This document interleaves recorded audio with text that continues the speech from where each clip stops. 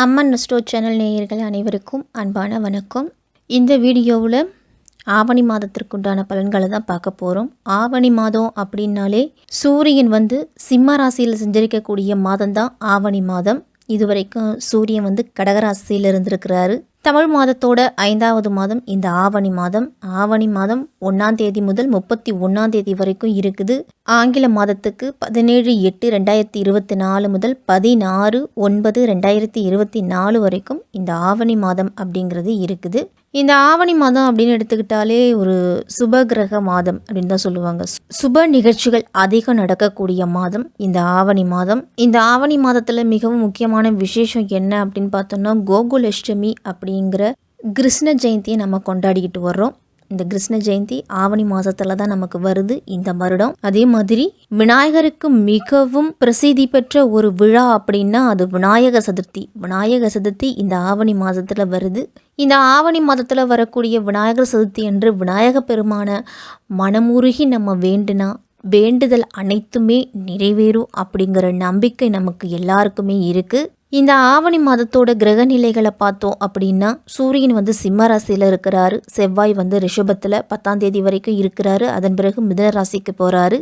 புதன் கடகத்தில் 15ஆம் தேதி வரைக்கும் இருக்கிறாரு. அதன் பிறகு புதன் சிம்ம ராசிக்கு போகிறாரு. சுக்கிரன் சிம்ம ராசியில் 10ஆம் தேதி வரைக்கும் இருக்கிறாரு. அதன் பிறகு கன்னி ராசியில் நீச்சம் அடைகிறாரு. குரு ரிஷபத்திலையும் சனி கும்பத்திலையும் வக்ரம் பெற்று இருக்கிறாரு.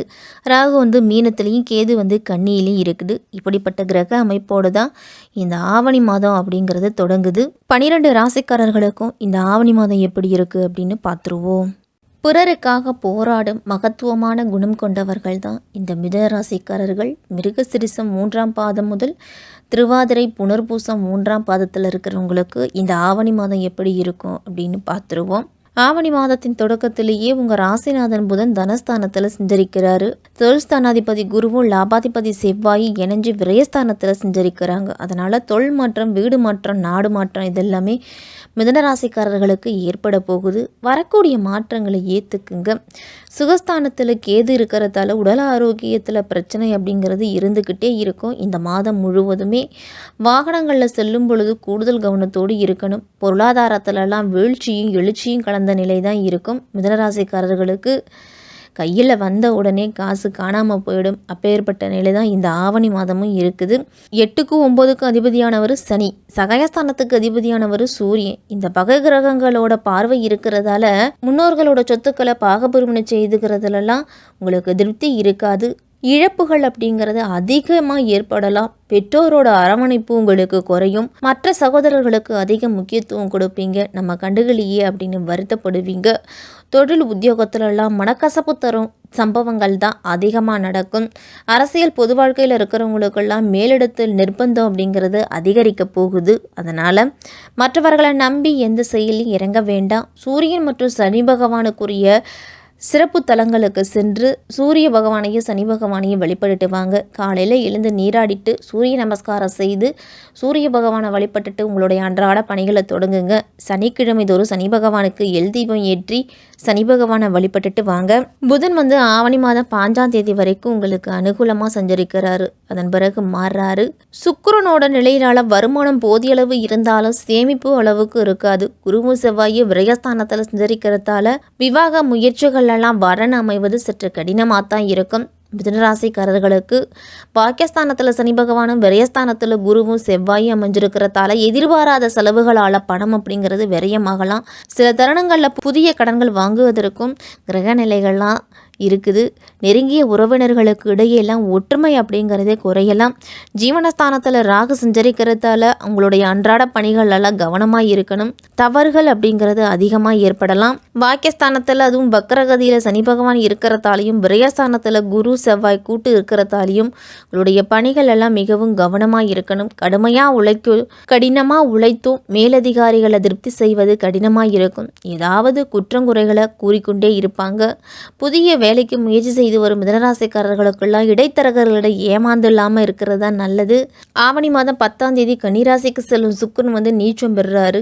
சுக்கிரன் நீச்சம் பெறும்போது பூர்வ புண்ணியத்தின் பலனால உங்களுக்கு கிடைக்க வேண்டிய நன்மைகள் அப்படிங்கிறது தடைபடலாம். பிள்ளைகளால் பிரச்சனை அப்படிங்கிறது அதிகரிக்கும். வீண் விவகாரங்கள்லாம் வரலாம். எந்த ஒரு முயற்சி செய்தாலும் அதில் இடையூறு அப்படின்னு இருந்துக்கிட்டே இருக்கும். மிதுனராசிக்காரர்களுக்கெல்லாம் உங்களுடைய கடமையை நீங்கள் சரிவர செய்ய முடியாது. தாழ்வு மனப்பான்மையால் அதிகம் நொறுங்குவீங்க. உத்தியோகத்திலலாம் மேலதிகாரிகளுடன் உங்களுக்கு அடிக்கடி சண்டை சச்சரவு அப்படிங்கிறது ஏற்பட்டுக்கிட்டே இருக்கும். சக பணியாளர்களிடமும் அனுசரணையாக நடந்து கொள்வது தான் நல்லது.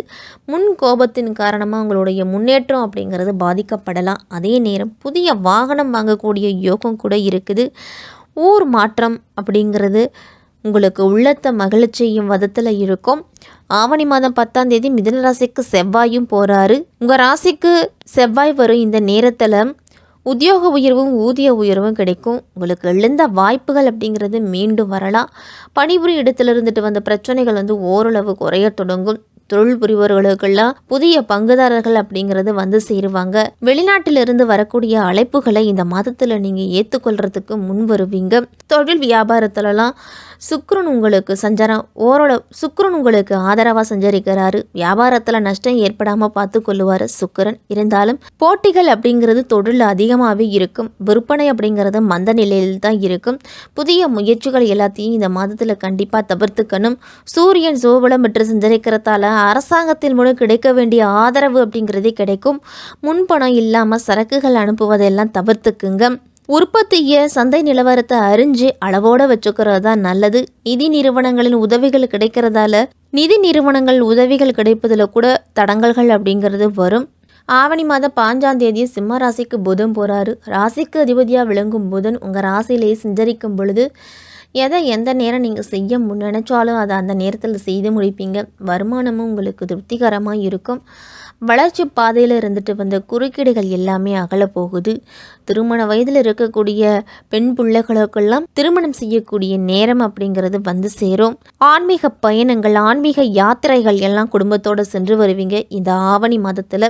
பொது வாழ்க்கையில் இருக்கிறவங்களுக்கெல்லாம் புதிய திருப்பங்கள் அப்படிங்கிறது ஏற்படும். கலைத்துறையில் இருக்கிறவங்களுக்கெல்லாம் ஜீவனஸ்தானத்தில் ராகுவும் பாக்கியஸ்தானத்தில் சனி பகவானும் விரயஸ்தானத்தில் குரு செவ்வாய் கூட்டு சேர்க்கை இருக்கிறதால அதிக அளவு நன்மைகள் அப்படிங்கிறது இந்த மாதம் இருக்காது.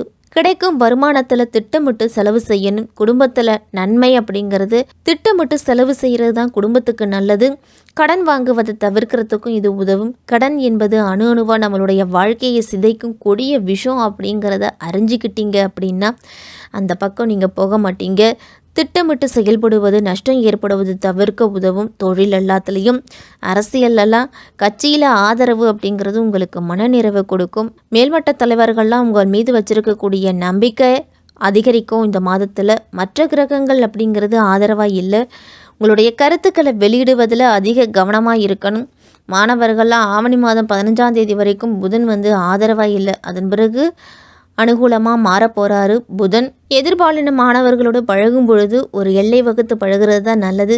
வெளிநாடுகளில் கல்வி பயின்று வரும் மாணவர்கள்லாம் தங்களுடைய ப்ராஜெக்டுகளில் அதிக கவனம் செலுத்தணும். படிப்பை தவிர வேறு விஷயங்களில் நேரத்தை வீணாக்கக்கூடாது. விரயஸ்தானத்தில் குருமங்கள யோகம் ஏற்பட்டு இருக்குது. விளைச்சலும் வருமானமும் நீங்கள் எதிர்பார்க்கும் அளவை விட சற்று கூடுதலாக இருக்கும். அதே மாதிரி வயல் பணிகளெல்லாம் பணம் அப்படிங்கிறது அதிகமாக செலவாகலாம். கால்நடைகள்லாம் ஒரு நல்ல அபிவிருத்தி அடையும். சூரியன் சோபலம் பெற்று இருக்கிறதால அரசாங்கத்தின் மூலம் கிடைக்க வேண்டிய சலுகைகள் இந்த மாதத்தில் கிடைக்க போகுது. மிதுன ராசிக்காரர்களுக்கெல்லாம் பெண்களுக்கெல்லாம் குரு பகவான் செவ்வாயோடு சேர்ந்து விரயத்தில் இருக்கிறாரு. அதனால பிரச்சனைகளை சூபலம் பெற்றிருக்கக்கூடிய சுக்கிரன் உங்களுக்கு தீர்த்து வைப்பார். குடும்ப நிர்வாகம் அப்படிங்கிறது சிறப்பாக நடத்துவீங்க. உடல் ஆரோக்கியம் பாதிக்கப்படும் பொழுது உடனுக்குடன் சிகிச்சை எடுத்துக்கிறது தான் நல்லது.